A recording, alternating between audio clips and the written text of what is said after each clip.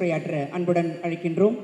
நமது சிறப்பு விருந்தினர் அவர்கள் ஒரு இயக்கத்தை ஆரம்பித்து தன்னை தலைவனாக நிறுத்திக் கொள்ளவில்லை.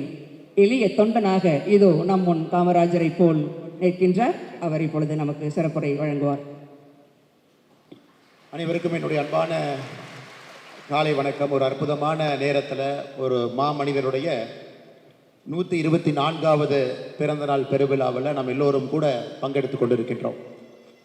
மிக முக்கியமாக தமிழகத்தில் எந்த பள்ளிக்கூடத்தினுடைய மாணவ செல்வங்களுக்கு காமராஜர் ஐயாவை பற்றி தெரிந்திருக்கிறதோ, ஆழமாக புரிந்திருக்கிறதோ எனக்கு தெரியவில்லை. ஆனால் நிச்சயமாக நம்முடைய விவேகானந்தா வித்யாலயா மெட்ரிக் மேல்நிலை பள்ளி ஒரு ஆண்டும் கூட இந்த நாளை கல்வி வளர்ச்சி நாளாக, கர்மவீரர் காமராஜர் ஐயாவுடைய பிறந்த நாளை கல்வி வளர்ச்சி நாளாக தொடர்ந்து கொண்டாடி கொண்டிருக்கின்றீர்கள். பெரிய பெரிய மனிதர்கள்லாம் இந்த மேடைக்கு வந்து காமராஜர் ஐயாவை பற்றி பேசியிருக்கின்றார்கள். ஐயா, நான் பெரிதும் மதிக்கக்கூடிய தமிழருவி மணியன் ஐயா அவர்கள் இங்கே வந்து பேசியிருக்கின்றார்கள். கர்மவீரர் காமராஜர் ஐயாவை மிக அருகில் இருந்து பார்த்தவர்கள் இங்கே வந்து பேசியிருக்கின்றார்கள். எனக்கு மேடையில் இருக்கும் பொழுது இந்த பள்ளியினுடைய செயலராக இருக்கக்கூடிய போற்றுதலுக்குரிய ஐயா எக்ஸலன் ராமசாமி அவர்கள் என்று சொன்னார். ஐயா, தமிழருவி மணியன் அவர்கள் இங்கே வந்து காமராஜர் ஐயாவை பற்றி பேசிவிட்டு மாணவ செல்வங்களுக்கு சில கேள்விகளை கேட்டாங்க. அப்போ மாணவ செல்வங்கள் காமராஜர் ஐயாவை பற்றி எல்லா கேள்விக்குமே பதில் சொல்ல ஆரம்பித்த பிறகு தமிழருவி மணியன் ஐயாவே ஒரு நிமிஷம் ஸ்டன் ஆயிட்டார். எப்படி என்ன கேள்வி கேட்டாலும் பதில் சொல்கிறாங்களே. எனக்கு அருகில் மேடையில் இருக்கக்கூடிய இந்த பள்ளியினுடைய தலைவராக இருக்கக்கூடிய ஐயா வீனஸ் குமாரசாமி அவர்கள் இன்னொரு வார்த்தையை சொன்னாங்க. நம்ம பள்ளி மாணவங்கிட்ட நீங்கள் காமராஜர் ஐயாவை பற்றி என்ன கேள்வியை கேட்டாலும் பதில் சொல்லுவாங்க. ஏன்னா அந்த அளவுக்கு ட்ரெயின் ஆகிருக்கிறாங்க. காமராஜர் ஐயாவை பற்றி பேசி பேசி பேசி பேசி எல்லா மாணவ செல்வங்களுக்கும் ஐயாவை பற்றி நன்றாக தெரியும் என்று சொன்னார்கள். எத்தனை பள்ளியில் இவ்வளவு தைரியமாக மாணவர்களை வைத்துக்கொண்டு காமராஜர் ஐயாவுடைய வாழ்க்கையை முழுவதுமாக இவர்கள் படித்திருக்கின்றார்கள் என்று எவ்வளவு சொல்ல முடியுங்க. 1902ஆம் ஆண்டு பிறந்தவர் கர்மவீரர் ஐயா. இன்னைக்கு அவர் இருந்திருந்தால் 124 வயது அவருக்கு ஆகியிருக்கும். 1975 நம்மை விட்டு பிரிந்து இறைவனடி சேர்ந்திருக்கின்றார்கள். வாழ்ந்த வருடங்கள் பார்த்தீங்கன்னா 73 ஆண்டுகள் தமிழக மண்ணில் மக்களுக்காக வாழ்ந்த ஒரு மாமனிதர். 1902 பிறந்தார்னா அது வேறொரு காலம், வேறொரு யுகம். சுதந்திரத்திற்கான ஒரு பெரிய தாகம் இருந்துச்சு, ஒரு வேள்வி இருந்துச்சு. நிறைய நண்பர்களுக்கு தமிழகத்தில் தெரியாது, கர்மவீரர் காமராஜர் ஐயா நம்முடைய முதலமைச்சராக 9 ஆண்டு காலம் பதவி காலத்தில் இருந்தார். 1954 ஆரம்பித்து 1963 வரை. அது நம்ம எல்லோருக்குமே தெரியும், 9 ஆண்டு காலம் முதலமைச்சர். ஆனால் நிறைய பேருக்கு தெரியாத ஒரு விஷயம், கர்மவீரர் காமராஜர் ஐயா தன்னுடைய 73 வயது வாழ்ந்ததில் 9 ஆண்டு காலம் சிறையிலும் இருந்தார். அது நிறைய பேருக்கு தெரியாது. 9 ஆண்டு காலம் முதலமைச்சராக இருந்த ஒரு மனிதர் தன் பிறந்த காலகட்டத்திலிருந்து இறக்கும் தருவாய் வரை 9 ஆண்டு காலம் வேறு வேறு காலகட்டத்தில் சிறையிலும் இருந்தார். 9 ஆண்டு காலம் சிறை, 9 ஆண்டு காலம் முதலமைச்சர். அப்படிப்பட்ட ஒரு மனிதர். மகாத்மா அண்ணல் காந்தியடிகள் அவர்களோடு நெருங்கிய ஒரு தொடர்பு. அந்த சுதந்திர போராட்டத்தின் போது பெரிய பெரிய மனிதர்கள்லாம் யார் இருந்தார்களோ அவர்களெல்லாம் அருகில் இருந்து பார்ப்பதற்கு ஒரு பெரிய வாய்ப்பு. அதையெல்லாம் பார்த்து பார்த்து தன்னை செப்பனிட்டு கொண்டார், செதுக்கி கொண்டார். ஒரு பெரிய மனிதராக எப்படி வர வேண்டும் என்பதற்கெல்லாம் ஆழமான இலக்கணத்தை அந்த 1920, 30, 40, 50 காலகட்டத்தில் அவருக்கு ஒரு வாய்ப்பு கிடைச்சி தன்னை ஷேப்பப் பண்ணிக்கிறக்கு.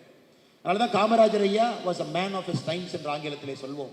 அந்த காலகட்டத்தில் அது போன்ற ஒரு மனிதர் நமக்கு தேவைப்பட்டார். எளிய குடும்பத்திலிருந்து, விருதுநகரிலிருந்து வந்து எந்த ஒரு பள்ளிக்கூடத்துக்கு சென்றிருந்தாலும் கூட ஒரு டிகிரி வாங்கலை, எந்த ஒரு பெரிய பள்ளிக்கூடத்திலும் படிக்கலை. ஆரம்பமே பள்ளிக்கூடத்துக்குள்ள மலைக்காக ஒதுங்கிய ஒரு பெருமை மட்டும்தான் காமராஜர் ஐயாவுக்கு இருக்கும். அதை தாண்டி அவருக்கு எந்த பெருமையும் கிடையாது. ஆனால் அவருடைய காலகட்டத்தில் கல்விக்காக தமிழகத்தில், இந்திய வரலாற்றில் ஒரு அரசியல் தலைவர், ஒரு முதலமைச்சர் கல்விக்காக ஒரு பெரிய அஸ்திவாரத்தை யார் போட்டதுன்னு கேட்டிங்கன்னா அது கர்மவீரர் காமராஜர் ஐயாவு தான். ஏன்னா அவர் ஆட்சிக்கு வந்து 1954 63 வரை நீங்கள் பாருங்கள் எத்தனை விஷயங்களை செய்திருக்கிறார்கள். ஏன்னா அது கல்வி வளர்ச்சி நாளாக இருப்பதனால உங்களுக்கு இதை சொல்ல வேண்டும் என்பது என்னுடைய ஆசையாக இருக்கிறது. உங்களுக்கு தெரிந்திருந்தாலும் கூட அதை மறுபடியும் ஞாபகப்படுத்த வேண்டியது என்னுடைய ஆசையாக இருக்கிறது. 6 வயதிலிருந்து 11 வயது. இன்னைக்கு நிறைய குழந்தைகள் மேடையின் மீது வந்து பரிசு வாங்கிட்டு போனீங்க, உட்கார்ந்துருக்கிறீங்க. 6 வயதிலிருந்து 11 வயதுக்குள்ள நீங்கள் எல்லாமே இருக்கிறீங்க. காமராஜர் ஐயா முதலமைச்சராக 1954 பதவிக்கு வந்த பொழுது தமிழகத்தில் 45% குழந்தைகள் மட்டும்தான் பள்ளிக்கு போனாங்க. 55% குழந்தைகள் இந்த வயசில் பள்ளிக்கு போகல.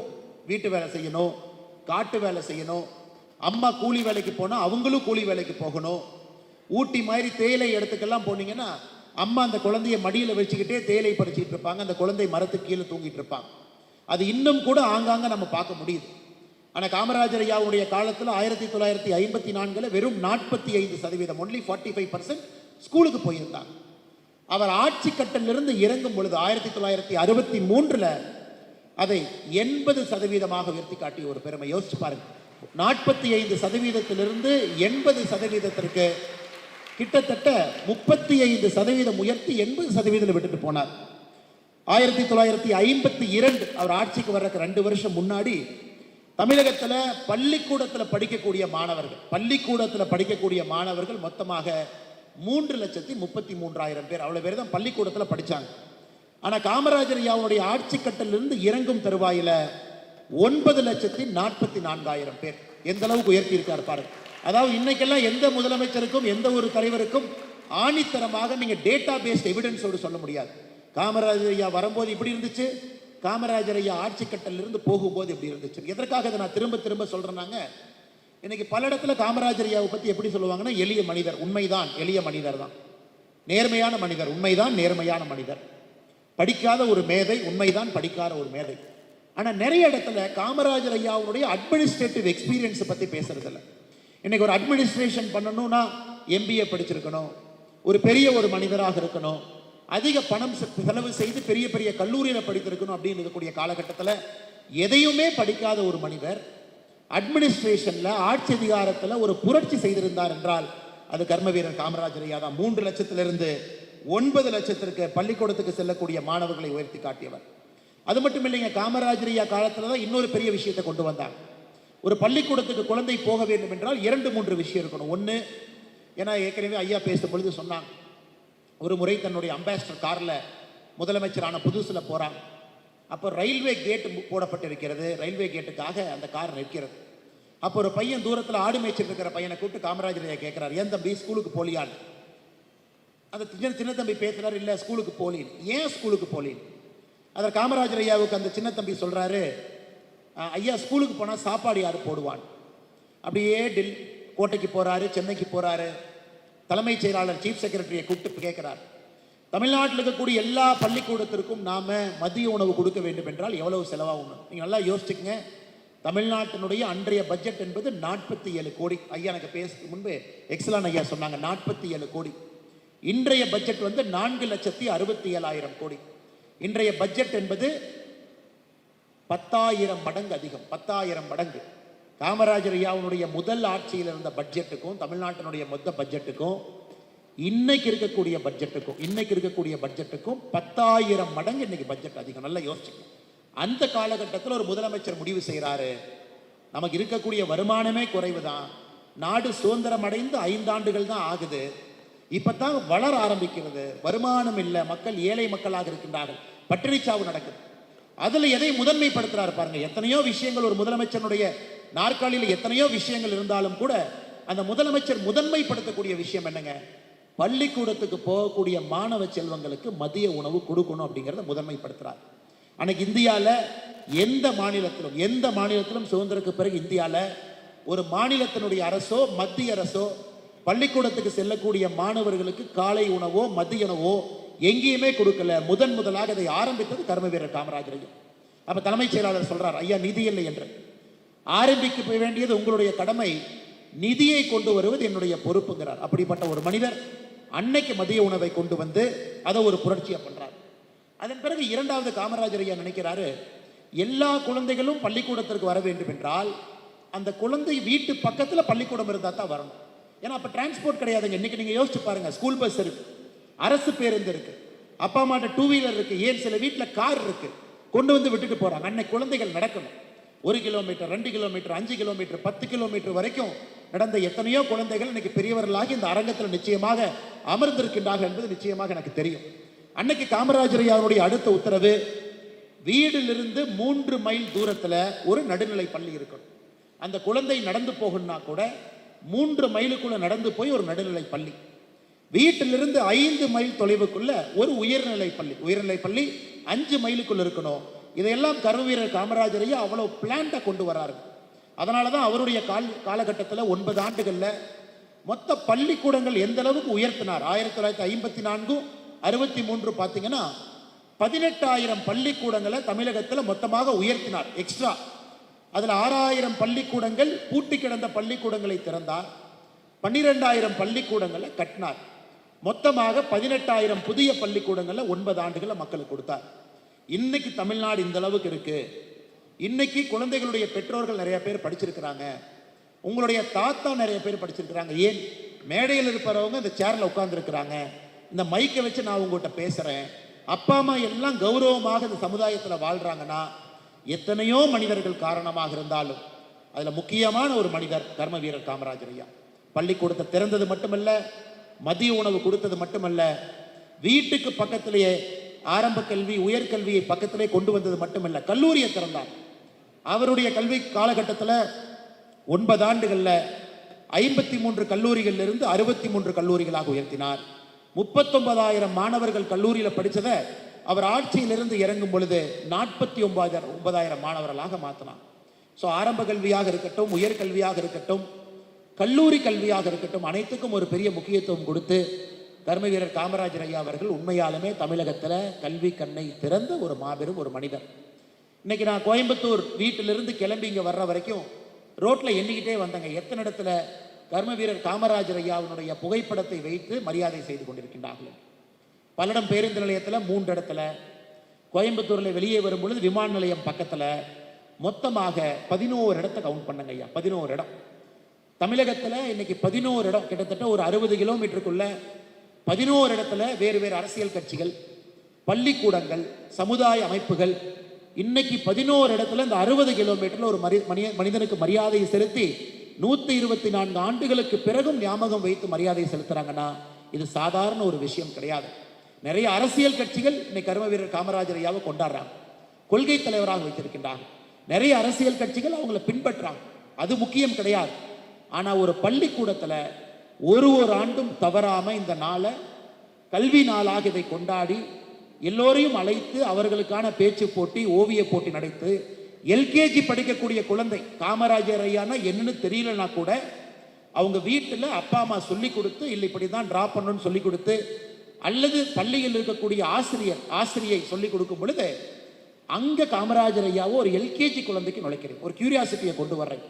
அது எந்த பள்ளிகளும் நான் பார்த்ததில்லை. இந்த பள்ளியில் எல்கேஜியில் ஆரம்பித்து 12ஆம் வகுப்பு வரை காமராஜர் ஐயா வேறு வேறு ரூபத்தில் போறார். ஒரு 12வது வகுப்பு படிக்கக்கூடிய மாணவனுக்கு ஒரு ரூபத்தில் போறார். ஆனால் எல்கேஜி குழந்தைக்கும் கூட ஒரு பிக்சரா, ஒரு பிக்டோரியலா, ஒரு எளிய மனிதரா, ஒரு சாதாரண ஒரு மனிதரா, ஒரு பிக்சரா எல்கேஜி படிக்கக்கூடிய குழந்தைகளுக்கு அதை தெரிவிக்கின்றேன். அதனால் நிச்சயமாக இந்த பள்ளிக்கூடத்திற்கு என்னுடைய நெஞ்சார்ந்த நன்றிகளை நான் தெரிவித்துக் கொள்கின்றேன். அதன் பிறகு காமராஜர் ஐயாவுடைய மதிய உணவு திட்டம் என்பது ஐநா சபையில், வேர்ல்டு பேங்க்கில் பல இடத்துல ஃபாலோ செய்ய ஆரம்பித்து அதை பல நாடு அரசுகள், ஆப்பிரிக்காவில், லாட்டின் அமெரிக்காவில், இந்தியாவில் பல இடத்துல அதை எடுத்து, அதன் பிறகு புரட்சித் தலைவர் டாக்டர் எம்ஜிஆர் அவர்கள் இன்னும் ஒரு படி அதை மேலே கொண்டு போய் இன்னைக்கு இந்தியாவே ஒரு முன்னோடி மாநிலமாக தமிழகத்தை பொறுத்தவரை மதிய உணவு, காலை உணவு 2 திட்டங்களும் கூட ஒரு முன்னோடி மாநிலமாக நாம் இருந்து கொண்டிருக்கின்றோம். அது மட்டும் இல்லை மாணவ சொந்த செல்வங்களே, படிக்காத ஒரு மனிதருக்கு நீங்க பொறுப்பு கொடுக்குறீங்க, அவரை ஓட்டு போட்டு ஜெயிக்க வைக்கிறீங்க, முதலமைச்சராக போய் உட்கார்றார். இன்னைக்கு மந்திரி சபை எவ்வளோன்னு கேட்டிங்கன்னா சராசரியாக 33லிருந்து 38 பேர் வரைக்கும் வச்சுக்கலாம். ஏன்னா இன்னைக்கு அரசியலமைப்பு சட்டத்தில் ஒரு ரூல் இருக்கு, எவ்வளவு பேர் நீங்க மந்திரி சபையில் இடம் பெறலாம், 15% இடம் பெறலாம். 234 பேர் இருக்கிறோம், அதில் 15% கணக்கு போட்டிங்கன்னா 35 பேர், 36 பேர் மேக்சிமம் மந்திரிகளாக இருக்கலாம். காமராஜர் ஐயா முதலமைச்சராக பொறுப்பேற்ற பொழுது அவருடைய மொத்த மந்திரிகள் 8 பேர், அவரோட சேர்ந்து, அவர் இல்லாமல் 7 பேர், மொத்தம் 8 பேர் தான். அன்னைக்கெல்லாம் கோயிலுக்குள்ள சில சமுதாயங்கள் செல்ல முடியாது, பட்டியலினத்தில் இருக்கக்கூடிய சகோதர சகோதரிகள் கோயிலுக்குள்ள செல்ல முடியாது என்று சொல்லும் பொழுது அதை சத்தம் போடாம செயல்ல பட்டியலினத்தை சார்ந்த திரு பரமேஸ்வரன் அவர்களை இந்து அறநிலைத்துறை அமைச்சராக பொறுப்பேற்க புரட்சி செஞ்சார். சத்தமே போடாம புரட்சி எல்லா இடத்திலும் கூட. அதே போல லூர்தம்மாள் பிரான்சிஸ் என்கின்ற நாகர்கோயில் இருக்கக்கூடிய சகோதரி பெண்ணை அவருடைய அமைச்சரவையில் ஆட்சி அதிகாரத்தில் ஒரு பெண்ணை கொண்டு வந்து புரட்சி செய்து காட்டுறார். ஆனால் 8 பேர் தான் வச்சிருந்தார். 8 பேர், 47 கோடி பட்ஜெட், ஒரு சிம்பிள் கரப்ஷன் அலிகேஷன் இல்லாம ஒரு ஆட்சி அதிகாரத்தை நடத்தி காட்ட முடியும் என்று 54 நம்ம காட்டியவர். அது மட்டும் இல்லை அருமை சொந்தங்களே, சத்ரபதி சிவாஜி மகாராஜ் அவர்களும் கூட அவருடைய மந்திரி சபை 8 பேர் தான். சிவாஜி அவர்கள் ஆட்சியில் இருந்த பொழுது 8 பேர் தான் மந்திரி சபையில் வச்சிருந்தாங்க. அஷ்டபிரதான் மண்டல் என்கின்ற பெயர், சிவாஜியுடைய மந்திரி சபை 8 பேர், அஷ்டபிரதான் மண்டல் என்கின்ற பெயர்ல மோஸ்ட் எஃபிஷியன்ட் கவர்னன்ஸ் 8 பேரை வச்சு கொடுக்க முடியும்னு காமிச்சாரு. அதை கர்மவீரர் காமராஜர் ஐயா அவருடைய அமைச்சரவையிலும் கூட 8 பேரை வச்சு காமிச்சார். அது மட்டும் இல்லை, காங்கிரஸ் தலைவராக போட்டியிட்ட பொழுது தன்னை எதிர்த்து யார் போட்டியிட்டார்களோ அவர்களையும் கொண்டு வந்து தன்னுடைய மந்திரி சபையில அமைச்சராக பொறுப்பு கொடுத்து, அதாவது அவருடைய அமைச்சரவையை பொறுத்தவரை நேர்மை இருக்கணும், நாணயம் இருக்கணும், நெஞ்சுரம் இருக்கணும், அதுல சமூக நீதி இருக்கணும் என்கின்ற அடிப்படையில் மட்டும்தான் அவருடைய அமைச்சரவை 63 வரைக்கும் இருந்துச்சு. இன்னைக்கெல்லாம் பதவியில் ஒருத்தர் ஏறினாங்கன்னா இறங்க மாட்டாங்க. பதவியில் ஏறுறது மட்டும்தான் கணக்கு, இறங்குறது கணக்கு இல்லைங்க. ஆனால் 1963 சிம்ம சொப்பனமாக ஆட்சி அதிகாரத்தில் உச்சத்தில் இருக்கும் பொழுது பெரிய பெரிய மனிதர்கள்லாம் ஆட்சியில் இருந்தது போதும், எல்லாமே 9 வருஷம் 10 வருஷம் 5 வருஷம் முதலமைச்சராக இருந்துட்டோம். காங்கிரஸ் கட்சி 1947 சுதந்திரம் வாங்கும் பொழுது எப்படி காங்கிரஸ் கட்சி இருந்ததோ இன்னைக்கு அந்த நிலைமை மாறி இருக்கிறது. நாம் மாறிவிட்டோம். மறுபடியும் அந்த நிலைமையை கொண்டு வரணும். மறுபடியும் காங்கிரஸ் கட்சி மக்களோடு மக்களாக இருக்க வேண்டும் என்பதற்காக 1963 அவரே ஒரு பர்சனல் எக்ஸாம்பிள் செட் பண்றாரு. முதலமைச்சர் நாற்காலியிலிருந்து மறுபடியும் கீழே ஒரு சாதாரண தொண்டனாக நான் இறங்கி ஒரு கட்சியினுடைய அடிப்படை உறுப்பினராக நான் வேலை பார்ப்பேன் என்பதெல்லாம் இந்திய அரசியலுக்கு புருஷங்க. இந்தியாவில் எனக்கு தெரிஞ்சு இதுவரை காமராஜர் ஐயாவுக்கு முன்பும் சரி, காமராஜர் ஐயாவுக்கு பின்பும் சரி, அவ்வளவு பெரிய பொறுப்பில் இருக்கக்கூடிய ஒரு மனிதன் தானாக அந்த பொறுப்பிலிருந்து இறங்கி நான் மறுபடியும் அடிப்படை வேலை மக்களை நோக்கி நான் செல்கின்றேன் என்று யாரும் சென்றது கிடையாது. அந்த மாமனிதன் 1975 இறந்த பொழுது அவ்வளவு பெரிய ஒரு மனிதர் ஒரு தேர்தலில் தோற்கடிக்கப்பட்டார். 1967 அதன் பிறகுதான் எக்ஸலாம் ஐயா தேர்தலில் தோற்ற பிறகு காமராஜ் ஐயாவுடைய பக்தனாக மாறினான். அதன் பிறகு ஒரு தேர்தல் ஜெயிச்சார், லோக்சபா நாகர்கோவிலிருந்து ஜெயிச்சார். அதன் பிறகு எமர்ஜென்சி வந்துச்சு. எமர்ஜென்சி காலகட்டத்தில் தன்னுடைய உயிரை விட வேண்டிய ஒரு கட்டாயமும் அவருக்கு ஏற்பட்டது. அந்த மனிதரை நீங்கள் முழுமையாக இந்த மனிதரை புரிந்து கொள்ள வேண்டும். தன்னுடைய தாய் எப்படி நடந்துக்கிட்டாரு, பர்சனல் எக்ஸாம்பிள் எப்படி செட் பண்ணாரு. இன்னைக்கு இந்தியா முழுவதுமே குடிக்கிற தண்ணி பைப்பு மூலமாக வர வேண்டும் என்கின்ற திட்டம் இருக்கு. அன்னைக்கு காமராஜர் ஐயா ஒரு பர்சனல் எக்ஸாம்பிள் வச்சார். தன்னுடைய வீட்டுக்கு பைப்பு மூலமாக குடி தண்ணீர் வர வேண்டும் என்றால் அந்த கிராமம் முழுவதும் பைப்பில் தண்ணி வந்த பிறகுதான் தன்னுடைய வீட்டுக்கு வர வேண்டும் என்பதிலே தெல்ல தெளிவாக இருந்தார். அதுவும் உங்களுக்கு தெரியும், கண்டிப்பாக தமிழன் மணியன் ஐயா சொல்லியிருப்பார். ஒரு முறை வீட்டுக்கு சென்ற பொழுது தன்னுடைய வீட்டுக்கு பைப்பு மூலமாக குடி தண்ணீர் வரும் பொழுது தன்னுடைய தாயிட்ட கேட்கிறார், ஏன் நம்ம வீட்டில் பைப்பில் தண்ணி வருது? தாய் சொல்றாங்க, நடக்க முடியல, முட்டி வலிக்குது, பஞ்சாயத்துக்காரங்களே போட்டுட்டு போயிட்டாங்க. தன்னுடைய தாய்க்கு கொடுக்கப்பட்ட அந்த பைப்பு மூலமாக வரக்கூடிய குடிதண்ணீரை கூட அந்த பைப்பை பிடுங்கி எடுத்து திரும்ப பஞ்சாயத்து எடுத்துட்டு போக சொல்றாரு. லோக்கல் பஞ்சாயத்தை சொல்றாரு முதலமைச்சராக, ஊருக்கெல்லாம் பைப்பில் தண்ணி கொடுத்த பிறகு என் வீட்டுக்கு கொடுங்கிறார். ஒரு முதலமைச்சர் எப்படிப்பட்ட பர்சனல் எக்ஸாம்பிளை 1950 காலகட்டத்தில் ஒரு முதலமைச்சர் அவர்கள் செய்திருக்கின்றார்கள். இதுதான் இன்னைக்கு உங்களை மோட்டிவேட் பண்ணணும். இங்கே இருக்கக்கூடிய குழந்தைகள், நீங்கள் இதெல்லாம் கேட்டுட்டு ஒரு செய்தியாக ஒரு கதையாக கேட்டுட்டு இங்கிருந்து வெளியே போனதுக்கப்புறம் உலகம் இந்த மாதிரி இல்லையே, காமராஜர் ஐயா மாதிரி உலகம் இல்லையே, இன்னைக்கு மட்டும்தான் மேடையில் பேசுகிறாங்க, ஆனால் காமராஜர் ஐயாவு மாதிரி மக்கள் வாழ்றதில்ல, காமராஜர் ஐயாவை போல ஆட்சியாளர்கள் இல்லை என்று சொல்லி நீங்கள் நடந்து விடக்கூடாது. இந்த நோக்கமெல்லாம் ஏன் படிப்படியாக இவ்வளவு விஷயத்தை செய்கிறாங்கன்னா, இங்கிருந்து அடுத்த காமராஜரை உருவாக்க வேண்டும் என்பதற்காகத்தான் இந்த நிகழ்ச்சியே நடக்குதுன்னு நீங்கள் நல்லா புரிஞ்சுக்கணும். அதனால் காமராஜர் ஐயாவை பற்றி இவ்வளவு பேசுவதற்கான காரணம், காமராஜர் ஐயாவை போல உங்களை உருவாக்கணும். எளிமை இருக்கணும், நேர்மை இருக்கணும், நாணயம் இருக்கணும், உங்களுக்கு கல்வி அறிவு இருக்கு. காமராஜர் ஐயாவுக்கு கல்வி அறிவு இல்லை, ஞான அறிவு மட்டும்தான். ஞான அறிவில் இவ்வளவு விஷயம் செஞ்சார். உங்களுக்கு கல்வி அறிவு, அப்பா அம்மா ரிஸ்க் எடுத்து கஷ்டப்பட்டு இந்த பள்ளிக்கூடத்தில் உங்களை படிக்க வைக்கிறாங்க. பள்ளிக்கூடமும் 41 ஆண்டுகளாக 1985 இருந்து இந்த இடத்துல உங்களுக்கு அந்த கல்வியை போதித்துக் கொண்டிருக்கிறதுனால நீங்கள் காமராஜர் ஐயாவுடைய குவாலிட்டி உங்களுக்கு வரணும். அதுபோல் நீங்கள் வாழ வேண்டும் என்பதற்காகத்தான் இவ்வளவு நிகழ்வுகள் இங்கே நடந்து கொண்டிருக்கிறது. அது மட்டும் இல்லை, காமராஜர் ஐயாவுடைய காலத்தில் 9 ஆண்டுகள் தெளிவாக இருந்தார்.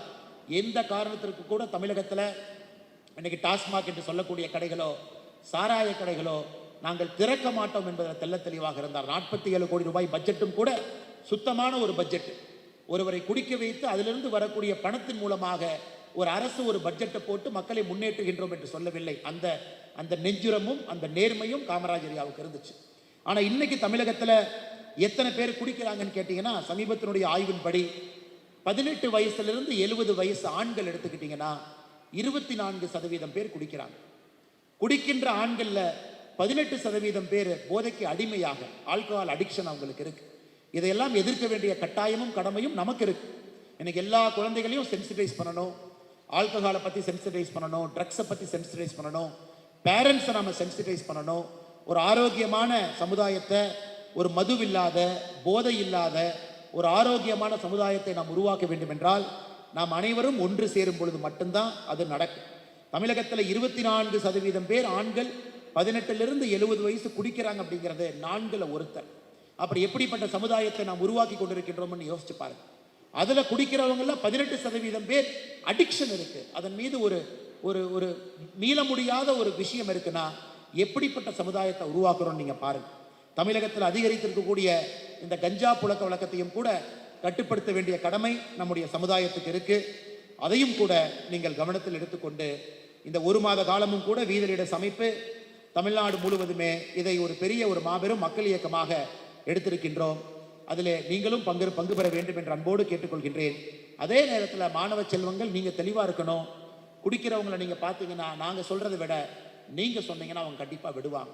அதனால் உங்கள் வீடாக இருக்கட்டும், தெருவாக இருக்கட்டும், எல்லா இடத்திலும் கூட மாணவ செல்வங்கள் நீங்களும், ஏன்னா இந்த சமுதாயத்தில் நீங்கள் வாழ போகிறீங்க, இந்த சமுதாயத்தை நீங்கள் வருங்காலத்தில் ஆள போகிறீங்க. அதனால் நல்ல ஒரு சமுதாயத்தை உருவாக்க வேண்டிய ஒரு கடமையும் கட்டாயமும் இங்கே இருக்கக்கூடிய மாணவ செல்வங்களுக்கும் இருக்குது. அதை மறந்து விடாதீர்கள் என்று சொல்லி மறுபடியும் இந்த அற்புதமான பள்ளிக்கூடம் 41 ஆண்டுகளை தாண்டி தேசிய உணர்வு மிக்க ஒரு மாணவ செல்வங்களை இங்கிருந்து மாணவர்களை அனுப்பும் பொழுதே தேசியவாதிகளாகும்.